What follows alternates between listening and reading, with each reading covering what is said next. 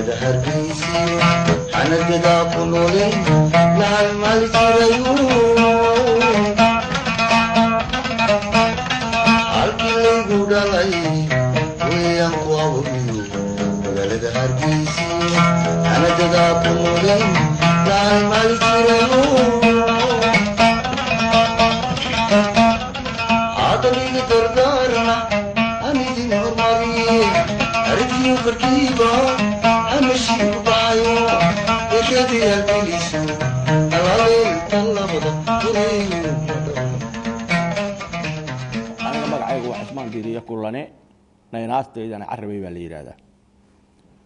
1957 baa waxaan ku dhashay yamayska gaalkacyo meel dhinaceeda ah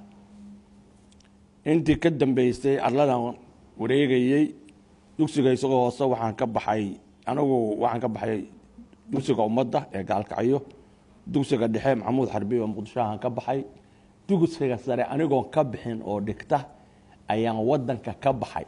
kadib markii noloshii intii xogaa igu adkaatay aan noqday abwaan galay shaqo kooxdii heegan ka mid noqday sarkaal xigeen la igu qaatay ana ayaan shaqaynayay muddo 5 sano caan noqday oo dalkii oo caan ka noqday kadibna problemyo igu yimid xagga dawladda iga yimid iyo bareesharo awgood baan dalka uga baxsado Kenya galay sababtaan u fakaday waxay ahayd cadaalad darro iga soo gaartay inaan aniga wixii aan la weydiin in aniga la daba galo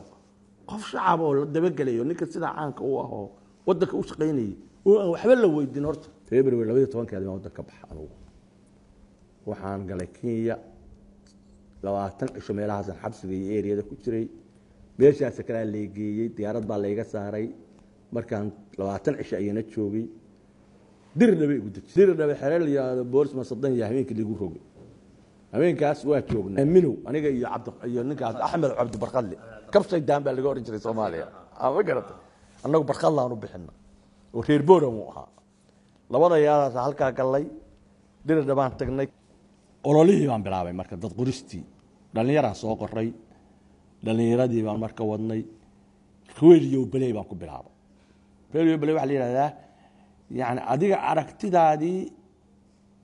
in aad ku gudbiso si riwaayada ah oo riwaayadu ay tahay 5 daqiiqo 10 minutes 15 minutes 4 daqiiqo 7 daqiiqo waxaan keenay markii inaan Maxamed Siyaad Baraan ugu iska dhigo maadaama aan dhaqankiisa aqoonay oo de awal abaan ahayo maalin walba uu noo imaanayay isagii waan iska dhigay Axmed Cabdi anigu waa joognay baajuun baan soo qoray Maxamed Cabdi Siyaad baan soo qoray ninkii loo oran jiray magaciisa gacmo gaab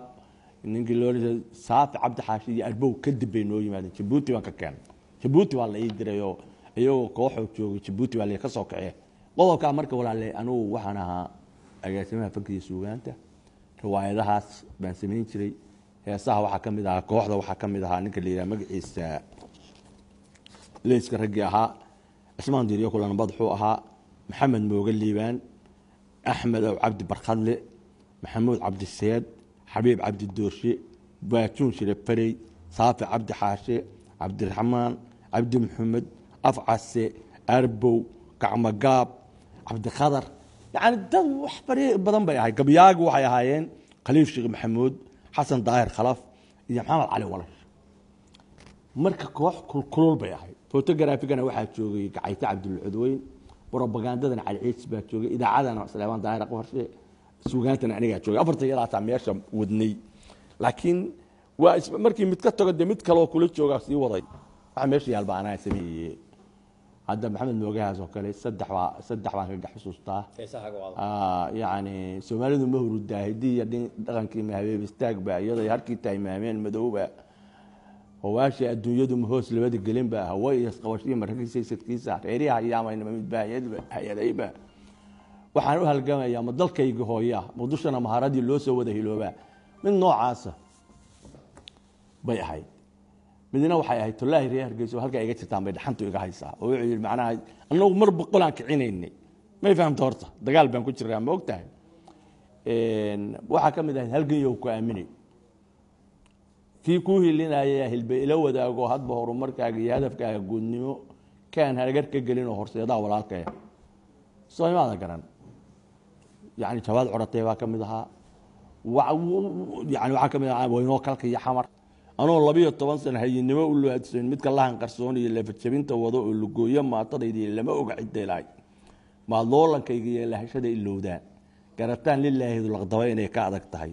loox iyo diiwaanana laama ii qorahayaan laama doodidayda lag baruura mooday sidii loolankii bari laacdankii cayaareed gorayadii tiri lug baan kula jiraa midkii kalena laashaday midka laabta ku hayo xiraala ma ogoli lafaan u baxsaday oo liish iyo dulqaadkuna waa lihiin maroodiyo takaruul ureynina intaana gacanka laabna kala bixina luminina shabeelkan wax lurin baa la mid yahay sidii soo lagdinta iyo qonofkan wax ku leeyna qaano haragayga lacagta ah la baxkii yiraahdo laamiya iyo sirqaha lagu inta la soo gali labku wuxuu ka faagtaa lacagta arku jifo waxa looga leexdaa lixaadka iyo boodadu wax ku laaya weeye waa libaxnin gana iyo kan liibaanay kala oge laama doodidayda hadda la xawsi moodeen laalu reebidaydii inaan liita moodeen leegleegsigeegana libinta isku siiseen marka laaca aragteen hadda loolan damacdeen nin loo baday badweyn oo laacib ku adawaash iyo waxaan ahay lulumadii leekeed quraanyaha kullu min raacdada xigmadu waxa weeye yaani arintan lixi baa loo leemeysay lamaanaha midkee helin bay ku jirtay rawaad seeriyo balay la yiraahdo shamsadii haday xakeesho ceed dheeriya wiil shabaab iyo odagaba ku sharaxaya shacda kii dagaayo dusha kii ka shufo midkii kale shibugo yiro ka sheekeeyaa badan timaha shaambal lagu dhaqay lagu shubay saliidii shallayntooda yaa mudan waa damac xumo weeye damac xumo la yiraahdaa Soomaalida moogta damac ama laba rabo waxa la rabaa inaad ogtahay walaalka waxaad ka hayso iyo wuxuu ku qabo inuu ka goosanayna waa inaad ogtahay maanta aad ka goosan karin aad ba maxsad